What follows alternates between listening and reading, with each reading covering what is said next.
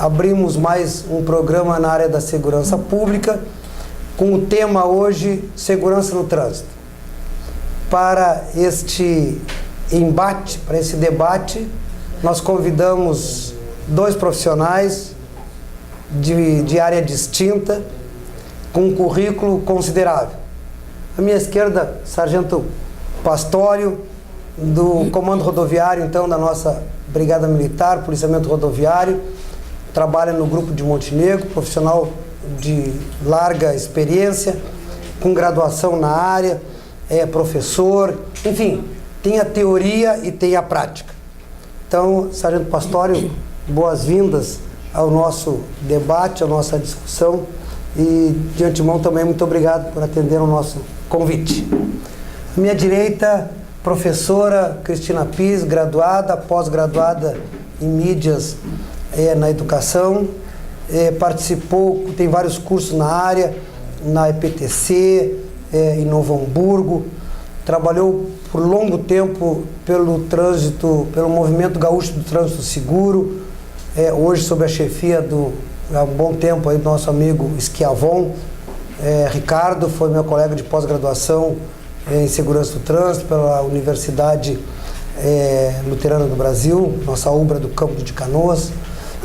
Cristina Pires, que tem uma experiência então nessa área, na Escola 5 de Maio, pela própria Secretaria de Educação do município, trabalhou aí por longos anos aí nessa área, com uma concepção e uma experiência teórica e prática.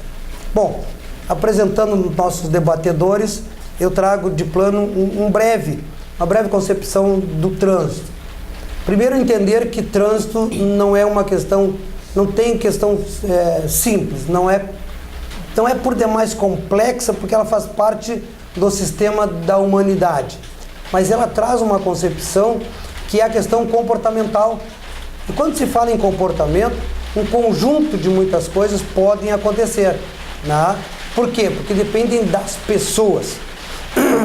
O nosso histórico no Brasil hoje de trânsito, nós registramos aí o primeiro acidente de trânsito, data de 1898, tá? Uma Daimler-Benz, que depois passou a ser a empresa Mercedes-Benz, de Olavo Bilac, dirigido então por Zé do Patrocínio, no Rio de Janeiro, se envolve em um acidente num choque contra uma árvore. Então aí temos aí 110, 115 anos de história de automóvel no Brasil. Se nós pegarmos a primeira metade do século passado, nós vamos ver que praticamente inexiste dados mais sofisticados, registros, controles da questão do trânsito no Brasil na metade do século passado. Na segunda metade, já começa a se importar muitos veículos, principalmente dos Estados Unidos, para o Brasil. Nós tivemos ali, em meados de 1970, a primeira autorização, então, que recebemos dos Estados Unidos, de traduzir uma obra que era sobre direção defensiva, que se usa até hoje. Muitos dos nossos telespectadores já assistiram aulas, palestras, enfim, em cima desses princípios americanos. O que nós temos então aí? A primeira obra então que se registra em questão de trânsito no Brasil. Na década de 80 nós tivemos um grande problema que se acarreta até hoje, que é a questão dos carros 1000. Quando o carro 1000 foi lançado no Brasil, nós não tínhamos estrutura para isso. Nós pensamos então na época numa questão eminentemente econômica, aonde se queria adquirir o dinheiro de uma camada social para então ocupar esse mercado, vender mais. Criamos um carro 1000. Tivemos um boom, né, então, de carro no mercado, e os nossos índices de estatísticas bateram o teto. Passamos aí, meados de 85, 87, mais de 1 milhão de acidentes média ano, com mais de 400 mil feridos, mais de 57 mil mortos e mais de 20 mil paraplégicos e tetraplégicos. Então, de lá para cá, e sim, começamos a nos preocupar. Criamos o problema e depois começou a preocupação desse problema. Muito bem. De lá para cá, então, os problemas se somaram, né? E vem somando-se aos que nós já tínhamos. E há novos problemas que vão surgindo. A indústria automobilística cresce em termos de tecnologia, em termos de número também, mas o sistema viário não suporta isso. Só para começar o nosso debate, nós temos hoje, no estado do Rio Grande do Sul, em torno de 940 a 947 veículos novos dia no mercado. O Detran do estado do Rio Grande do Sul licencia quase 1.000 veículos média dia no estado do Rio Grande do Sul. Se nós olharmos isso, talvez não tenhamos a dimensão, mas se nós pegarmos aqui a nossa RS 287 e colocarmos 1.000 veículos um do lado do outro, bom, aí nós vamos ter uma dimensão do que significa mais de 1.000 veículos, em torno de 1.000 veículos, então, todo dia entrando nesse processo. Ou seja, a frota circulante vai bater no teto. Exemplo, já temos aí a entrada de Porto Alegre, já sentimos a nossa cidade, essa questão. E aí vem a questão educação. A gente fala lá sobre educação, engenharia, esforço legal, suporte, enfim, alguns vetores aí, os 3 Vs, né, que o mundo inteiro tem estudado, os 3 Vs, que é veículo vivente e a aviação, a via, né? E nesse aí só tem vontade própria a figura do condutor, os operadores, o veículo não tem vontade própria, né? Mas eu quero abrir esse debate com a primeira pergunta. No processo de educação, estamos mudando, temos que mudar, a educação está produzindo esse efeito de mudança de comportamento? Basta educar para mudar? E eu faço essa pergunta porque nós temos 2 profissionais debatedores aqui que trabalham em áreas distintas, na área da educação e na área da fiscalização, que também conhece fiscalização. Educação, fiscalização. Então, assim, o que está investindo hoje na área da educação, já podemos identificar algumas mudanças comportamentais ou ainda teremos que esperar outras gerações, esperar a geração da Eduarda Pires, né, que nos assiste aqui, que nos dá o prazer de nos acompanhar nesse debate? Ou temos que esperar essa nova geração para termos resultado? Ou essa geração que está aí, já do novo Detran, com a qualificação, então trocando das autoescolas, o Rio Grande do Sul foi pioneiro na criação do novo Detran, né, que é um projeto de Scaringella. Scaringella é um engenheiro de tráfego de São Paulo, renomado no mundo inteiro, né, designou a sua secretária, a sua especial, a Nereide, que veio ao Rio Grande do Sul para implantar o novo Detran, um sistema todo dos CFCs, com temas específicos, multidisciplinares, meio ambiente, primeiros socorros, enfim, para instrumentalizar esse novo motorista.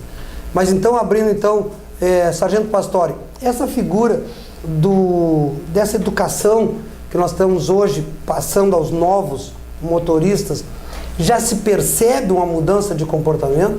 Isso é cabal, é definitivo, é visível?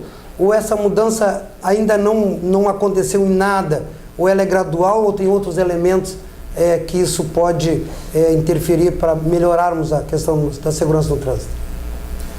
Primeiramente, dizer ao senhor que o acidente que aconteceu entre José do Patrocínio e Olavo Bilac, eles estavam a 20 km por hora. Ah, é verdade. Obrigado pelo detalhe. Comparando a velocidade que os veículos andam hoje, você vê a evolução. Então, aconteceu a 20 km por hora, hoje os acidentes acontecem em muito maior velocidade. Bom, respondendo a sua pergunta, eu acredito que até vem acontecendo essa evolução.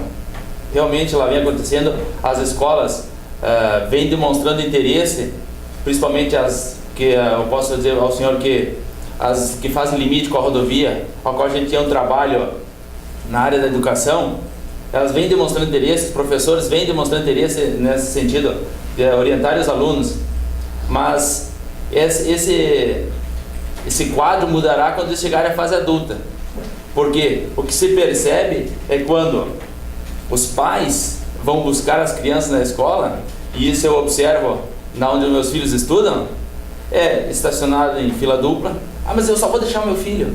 Tudo bem, mas só deixando meu filho eu já estou dando um mau exemplo. Não estou nem falando da parte da infração de trânsito. O que a professora ensina lá e trabalha com ele na sala de aula, os pais deseducam ele na rua, na frente da escola. O que a professora levou 50 minutos no tempo de uma aula para falar e tentar conscientizar aquela criança, em 30 segundos o pai desmancha tudo. Desmancha. Bom, além disso, um ponto muito importante que eu observo é a questão dos pais quando deixam a criança em cima da faixa dele. Pedestre. Isso é mais grave ainda. É o local onde o pedestre se sente seguro. Ou pelo menos deveria se sentir seguro. Deveria se sentir seguro. Bom, mas além disso, nós não podemos atribuir a situação do trânsito hoje somente ao condutor. Ah, sim. Tem mais elementos nesse processo. Claro, tem mais elementos, entre eles o pedestre. Hoje as escolas de formação de condutores, inclusive com uma alteração no Código de Trânsito e nas resoluções ali, houve um aumento da carga horária para adquirir a carteira de habilitação, mas nós não temos, até porque o Código de Trânsito prevê infração com o pedestre. Sim. O pessoal talvez não saiba, mas prevê infração com o pedestre, mas não tem como aplicar. 50% do valor da mini, da leve. Da leve, isso. Então, as escolas, apesar de elas estarem trabalhando, talvez a preocupação principal na formação do condutor é com o objetivo principal de conseguir a CNH. E não talvez... Se estuda para isso, para tirar a carteira. Para tirar a carteira. O compromisso com o contexto é relativo. Isso é uma consequência que pode vir a dar certo. É o meu pensamento. Então, se as pessoas viessem sendo educadas ao longo do período escolar, essa chegada lá nos 18 anos para fazer a carteira de habilitação seria muito mais fácil, até para as autoescolas, porque eles já pegariam uma pessoa educada, instrumentalizado com informações. O Canadá já faz esse desenvolvimento, tá? Ele desenvolve em torno de 16 anos na fase pedagógica, lá desde a primeira infância até chegar na fase adulta, e aí que eles vão fazer o curso, mas ele já chega nessa condição. Tu desenhaste a figura do Canadá. O Canadá faz exatamente essas, e os resultados hoje são fantásticos, e hoje não é de graça que o Canadá está aí batendo entre os primeiros no mundo em qualidade de vida. Né? Mas me permite, só para relativizar aqui, colocar então, professor, Sargento Pastório fiscaliza, né? E eu me permito fazer essas questões porque eu aprendi muito nessas andanças desse mundel de Deus aí, né? Discutir essas questões, trânsito em vários países do mundo. Pergunta assim, professor, hoje, essa educação que nós temos hoje nas escolas, tá? Está produzindo o resultado que a escola acredita que vai produzir? É possível hoje nós termos uma educação de qualidade para produzir o resultado desejado? Acredita-se que é possível fazer isso hoje? Que está conseguindo atingir esse objetivo na educação para o trânsito? Sim, eu acredito muito que a educação seja o caminho, né, para educar esses novos motoristas do futuro, né? No entanto, a gente vê muito ainda os professores trabalhando pontualmente. Na época da Semana do Trânsito, se trabalha a educação para o trânsito. E aí se trabalha muito a questão da regra do condutor. E muitos ainda entendem que a criança ela não é o condutor. A gente não está preparando a criança para ser um condutor. A gente tem que enxergar a criança como o pedestre, como passageiro, como ciclista. Então, só para me entender, nós estamos trabalhando fora do tempo da criança, tipo assim, passando para ela a regra de condutor, quando deveríamos trabalhar com ela, então, enquanto criança, e pontual, Semana Nacional do Trânsito, zero acidente. Isso, tu acredita que não vai produzir o resultado desejado? Ela até produz, porque as crianças, elas conhecendo as regras de trânsito, conhecendo as regras de como o condutor deve se comportar, ele acaba cobrando do pai, né? Então, essa questão que o Pastório falou do pai, né, parar em fila dupla, parar em cima da faixa de segurança, falar no celular, a criança cobra, porque ela aprende pelo exemplo também. Então, uma das questões da educação para o trânsito é o exemplo. Então a gente tem que ensinar a criança pelo exemplo, né? Mas me preocupa muito essa questão ainda nas escolas de se trabalhar muito as regras de trânsito, né? Eu acho que a criança tem que entender que o trânsito é um espaço coletivo, né? E que nós temos que agir coletivamente, não é um espaço individual. E ela tem que aprender valores, né? Como tolerância, solidariedade, paciência, cortesia, né? Que são essas coisas que vão influenciar lá no comportamento do trânsito. Não adianta a gente ensinar regras para a criança se ela não entender que dentro desse contexto de trânsito, ela tem que entender que tem valores também, valores de convivência, regras de convivência. E aí o que me preocupa, o que está acontecendo hoje. Tem escolas que fazem trabalhos maravilhosos, neste sentido de valorização, de valores, de regras de como eu devo me comportar no trânsito, mas não só as regras de trânsito. Trabalham essa questão do valor, mas ainda muitos trabalham só na época da semana do trânsito e trabalham regrinhas, leis de trânsito. E não é assim, né? A criança, ela é um passageiro, ela é pedestre, ela é um ciclista, né? Ela não pode ser tratada como um motorista. Claro que ela pode conhecer as leis para poder cobrar até do pai, da mãe, né? E acontece isso, mas não pode ficar só nisso. É muito mais amplo a educação. Então, a educação para o trânsito, eu acho que tem que ser trabalhado sempre, continuamente, transversalmente, né? Porque só pontual não vai fazer efeito. Me permite só uma observação. A educação para o trânsito, e agora eu falo para você, internauta, a educação para o trânsito do nosso país foi implantada pela Lei 9.503, Código de Trânsito Brasileiro, de 1997, né? Então nós estamos aí 97, 2007, nós estamos aí em setembro agora, fechando 20 anos, é isso? Se vocês me ajudem aí. 17? 14, 7, 14, 17 anos, 17 anos, obrigado. 17 anos de Código de Trânsito, então. Então o que nós temos aí? Há 17 anos já existe isso. O artigo 76 do Código de Trânsito 9.503 diz: é obrigatório educação para o trânsito, lá, o texto que diz na lei é pré-primário, primeiro, segundo e terceiro grau. Ou seja, hoje, qualquer área acadêmica, ou seja, qualquer curso universitário, quer humanas, quer ciências exatas, não interessa, teria que ter obrigatoriamente uma cadeira de trânsito. O que não é expressão de verdade. Não acontece. A lei está posta.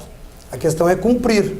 Tá? Então, está lá também previsto, nas prescrições diversas, que os reitores das universidades do Brasil deveriam se reunir até para montar grupos para organizar o que seria tratado lá no pré-primário, conteúdos para trabalhar a nível de Brasil, tá?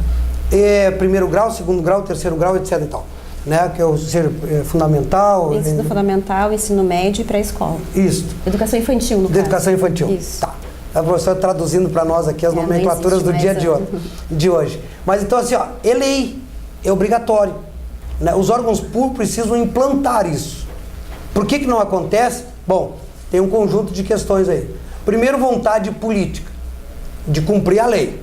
Né? Aquilo que é dever do executivo, né, de fazer cumprir isso. O nosso município, até eu posso dizer que dentro de um contexto nós estamos melhor do que muitos, longe do que nós desejamos, mas já temos aí várias iniciativas, como colocou o pastor, inclusive, para citar, nós tivemos prêmio Volvo, né, de segurança no trânsito, que foi vencido, então, ou seja, foi premiado aqui, se não me engano, segundo lugar a professora Silvia, né? Se não me falha a memória, foi a Brasília ou a São Paulo, pelo Denatran, o prêmio Volvo de segurança pelo trânsito, num projeto de Montenegro. Em educação infantil. Na educação infantil, né? Então nós já temos algumas referências boas, não tá? Nem tudo é terra arrasada. Mas nós vamos para o nosso intervalo e voltamos já já.